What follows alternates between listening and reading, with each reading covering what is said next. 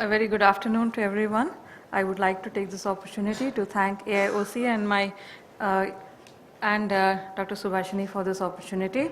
So I will be speaking about infections and inflammations and why it is important to manage it early to avoid devastating effects.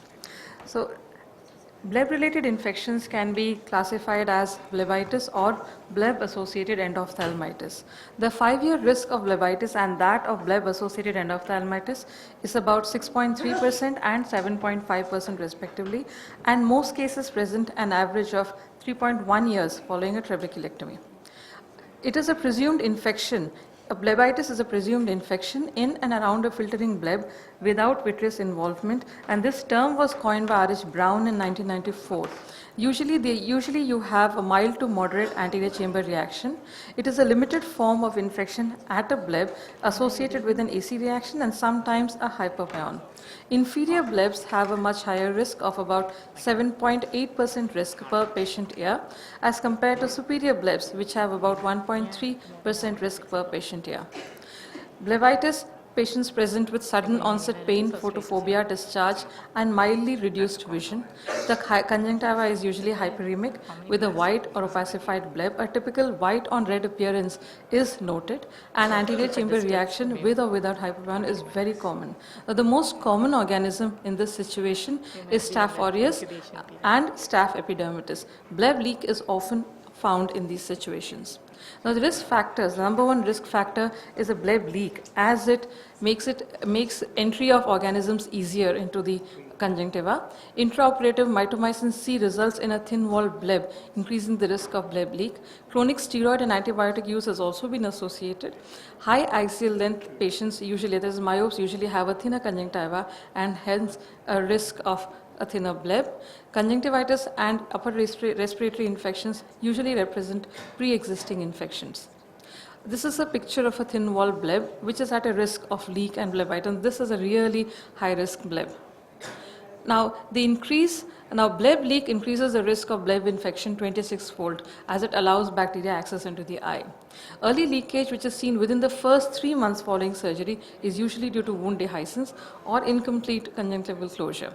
Late onset leakage, which is seen more than 3 months following surgery, is usually due to the adjunctive use of antimetabolites. The use of mitomycin C has been associated with a 15% risk of leak at about 5 years.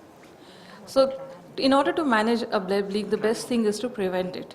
In case it is there, early detection and management, a Seidel test is very useful. For more vascular conjunctiva, conservative measures like direct suturing, a bandage contact lens, 18 mm bandage contact lenses, glue, medical management work just fine.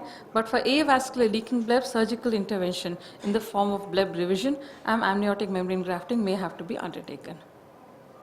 It is necessary to culture any purulent material in order to know what is growing. If there is no vitreous, even though there is no vitreous involvement, aggressive topical treatment is warranted, like in case of corneal ulcers. To this end, we need to use fortified antibiotics like vancomycin and cefazolin, vancomycin or cefazolin and fortified tobramycin, or a 4th generation fluoroquinolone. Adding topical steroids about 24 to 48 hours after clinical improvement is usually at the discretion of the treating physician, usually to salvage the patency of the flap or to prevent fibrosis and scarring. One may also consider hospital admission in these cases. With successful treatment, visual prognosis is usually good in cases of blebitis. Now, if the infection extend beyond the anterior chamber, it is called a bleb-associated endophthalmitis. Now, early onset is within 6 weeks, and the organism being Staph epidermidis. Late onset is after 6 weeks, with the most common organisms being the Streptococcus species, the gram-negative such as Haemophilus influenzae, Enterococcus, Pseudomonas, and fewer Staph species. Usually, these patients have a positive vitreal culture, and the risk factors are similar to that of blebitis. The clinical findings include a more severe pain, markedly decreased vision, and an accelerated course, matting of lashes, markedly hyperemic conjunctiva, an opacified bleb with purulent adherent material, hyperpion, and fibrinous AC reaction is what is clinically seen in these patients. Now, the extrapolation from the EVS study is inadequate in this situation because the patient populations are totally different. There we had cataract patients, these are post-RAB. The clinical circumstances are different in the sense that there are different risk factors, and the microbial individual organisms are very dissimilar, as I told you earlier. Hence, aggressive treatment is absolutely essential.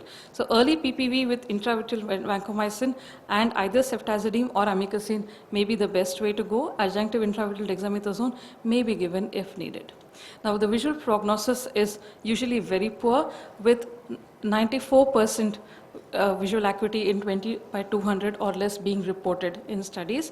And in another study, 35% of patients had no light perception, and only 10% achieved a 20/40 vision or better. And the patients who usually had a worse prognosis had a positive vitreal culture, had higher bacterial load at diagnosis, and more virulent organisms. And most of the patients do end up being eviscerated or enucleated. Thank you.